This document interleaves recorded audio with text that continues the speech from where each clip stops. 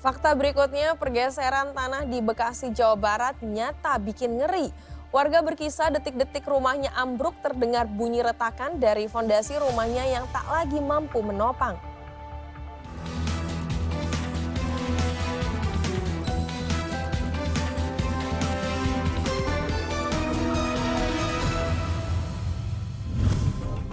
Hujan deras yang mengguyur desa Sukamukti, Kecamatan Bojongmangu, Kabupaten Bekasi, Jawa Barat selama sepekan terakhir meninggalkan ironi.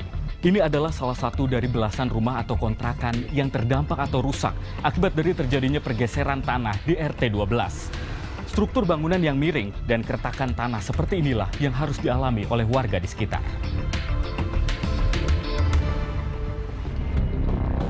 Rabu kemarin petaka pun terjadi. Tanah bergerak di desa Sukamukti, Kabupaten Bekasi ini sejatinya bukan baru-baru ini.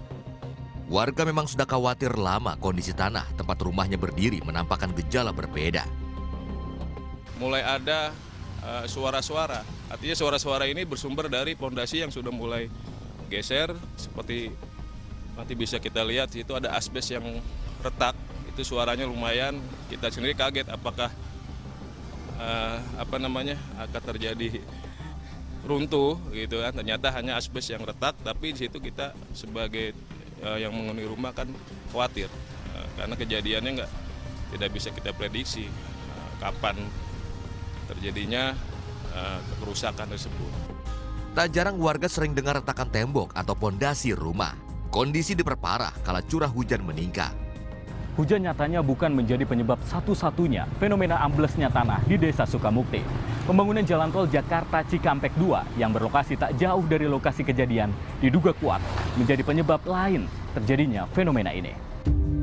Data dari Badan Penanggulangan Bencana Daerah Bekasi, 12 rumah, 4 kontrakan, dan 1 musola rusak parah. Ada yang temboknya retak, posisi rumahnya jadi miring, hingga timbulnya ceruk di sekitar jalan desa atau rumah warga. Tanah amblas terjadi imbas proyek pembangunan jalan tol Jakarta Cikampek 2. Jalan tol ini ditargetkan rampung tahun ini dan membentang 64 km hubungkan ruas tol lingkar luar Jakarta hingga ke Sadang Purwakarta. Posisi desa Sukamukti sendiri tak sampai 1 km dari proyek tol tersebut. Warga yang rumahnya nyaris ambruk tak lagi berani menempati dan lebih memilih mengungsi. Saya tekankan lagi, ini berarti bukan karena gempa bumi atau apa itu ya? Bukan. Setahu warga apa sih? Karena apa? Karena ada bangunan jalan tol aja. Proyek ya? Ya, proyek tol. Warga berharap pemerintah bisa memberikan bantuan, mulai dari bantuan jangka pendek atau kelak relokasi yang layak demi keselamatan. Memang ada kajian, karena ini ternyata rangkaian dari kejadian serupa beberapa bulan sebelumnya. Area perbatasan desa tersebut dengan Jakarta.